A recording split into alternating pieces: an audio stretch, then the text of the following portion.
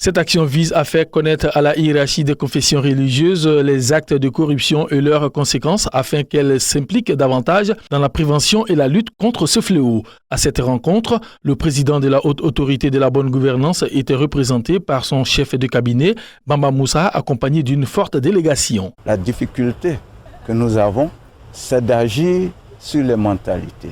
Et pour agir sur les mentalités, il est bon que nous fassions le tour de toutes les institutions pour voir ensemble quelles sont les voies que nous pourrions utiliser pour accomplir avec succès notre mission. Plusieurs confessions religieuses seront visitées lors de cette campagne de sensibilisation, notamment la Fédération évangélique de Côte d'Ivoire, dont le vice-président fasse en sorte que ce que la haute autorité a commencé puisse faire école, puisse avoir des implications dans notre société, dans notre pays, la Côte d'Ivoire. Le cardinal Jean-Pierre Coutois, archevêque d'Abidjan, a pour sa part déploré la corruption grandissante dans notre pays.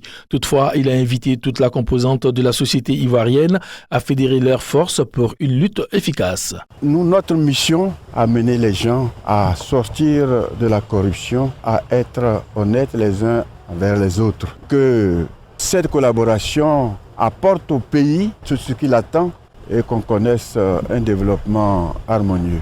Dans les jours à venir, l'institution envisage organiser une table ronde à l'intention des guides religieux en vue de réfléchir sur les méthodes de prévention de lutte contre ce fléau.